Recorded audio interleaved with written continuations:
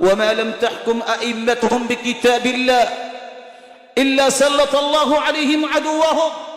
اور اگر قرآن کو چھوڑ کر اللہ کے فیصلوں کو چھوڑ کر فیصلے کریں گے اپنی منمانی سے یا کسی کو خوش کرنے کے لیے تو اللہ دشمن کو مسلط کریں گے. جو کچھ ان کے ہاتھوں میں ہوگا دشمن چھین کے لے جائے گا. آج قرآن کا فیصلہ ہے مرد اور عورت برابر نہیں.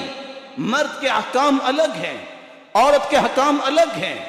اگر ٹرانسجینڈر کا ایکٹ اگر یہ نافذ کیا جائے تو کیا جہاں عورتیں بیٹھتی ہیں مرد بیٹھے گا؟ کیا مرد اگر اس نے لکھوا دیا ہے کیا عورت کی طرح اس کو بھی 8 سے 10 سے 15 دن نماز کی چھٹی ہوگی، اس کو بھی حیض آئے گا، اس کے بھی نفاس کے مسائل ہوں گے؟ کیا اس سے بھی پردہ نہیں کیا جائے گا کیونکہ اس نے اپنے آپ کو ڈکلیئر کروا لیا کہ میں عورت ہوں؟ اگر بسوں میں گاڑیوں میں عورتوں کے لیے سیٹیں خاص ہیں وہاں مرد جا کے بیٹھے گا؟ ہاں، یہی مغرب چاہتا ہے کہ مرد و زن میں فرق نہ رہے، اختلاط ہو، شیطانی مجلسیں ہوں، شیطانی محفلیں ہوں، کوئی روک ٹوک نہ ہو. آزادی کا تصور مغرب کا یہی ہے.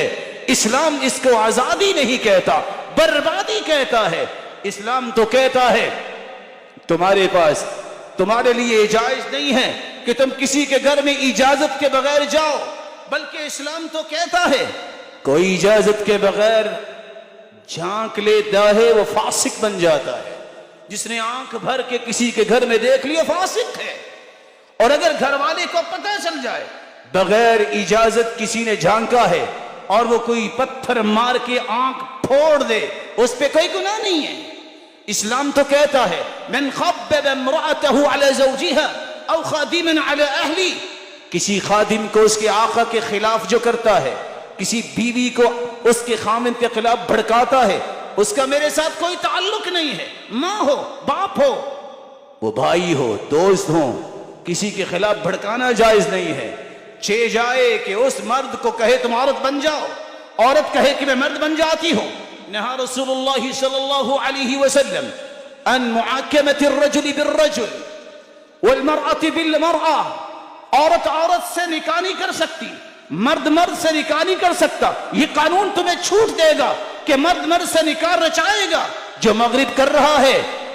اللہ کے رسول صلی اللہ علیہ وسلم نے فرمایا تھا جب ایسے حالات آ جائیں گے تو پھر انتظار کرو، سرخ آندیاں آئیں گی، زلزلے آئیں گے، اللہ کے عذاب آئیں گے جن سے تم بچ نہیں سکو گے. ایک ہی راستہ ہے، اللہ کے سامنے سچی توبہ کر کے اپنے معاملات کو درست کیا جائے. نوح علیہ السلام کی قوم پہ عذاب تو آیا، شرک کی وجہ سے، نافرمانی سبب تھا. عادیوں سمودیوں پر عذاب تو آیا تو نافرمانی ہی سبب تھا. فَكُلًّا أَخَذْنَاهُ بِذَنبِهِ فَمِنْهُمْ مَنْ أَرْسَلْنَا عَلَيْهِ حَاصِبًا فَمِنْهُمْ مَنْ أَغْرَقْنَا وَمِنْهُمْ مَنْ خَسَفْنَا بِهِ الْأَرْضِ. کتنے ایسے ہیں جن کو ہم نے غرق کر کے مار دیا گناہ کی وجہ سے. کتنے ایسے تھے جن پہ ہم نے ایسے ایسے عذاب مسلط کیے، ان پہ پتھروں کی بارش ہوئی. کیا سبب تھا؟ گناہ سبب تھا. گناہ کیا تھا؟ مرد مرد سے نکاح کیا، زیادتی اور گناہ کرنا چاہتا تھا. اس لیے شریعت نے کہا فَاقْتُلُوا الْفَاعِلِ وَالْمَفْعُولِ. اگر ایسا نظام دین کا پسند کرنے والے ہیں کوئی تو سمجھیں کہ اگر یہ کیس قانون کے ہاتھ میں آ جائے کہ مرد مرد سے زنا کرتا ہے دونوں کو قتل کر دیا جاتا ہے. شریعت نے کہا لعن اللہ من عمل عمل القوم لوط. اس پہ لعنت ہے جو لوط علیہ السلام کی قوم کے اعمال کرتا ہے. شریعت نے یہ ساری چیزیں اس لیے وضاحت کر دی. تم مسلمان ہو، مسلمان اللہ پر ایمان رکھنے والا ہوتا ہے، اس کے لیے دستور اور آئین وہ ہے جس کو اللہ نے وحی بنا کے اتارا. وہ قرآن ہے، وہ حدیث ہے. رسول اللہ صلی اللہ علیہ وسلم نے فرمایا وَلَن يَتَفَرَّقَا حَتَّى يَرِدَ عَلَيَّ الْحَوْض. ان دونوں کو تھام کے رکھو، جو تھامے گا میں حوض کوثر پہ اس کا انتظار کروں گا. اللہ ذوالجلال اسلامی دستور کو سمجھنے اور اس کے مطابق زندگیاں ڈھالنے کی توفیق عطا فرمائے.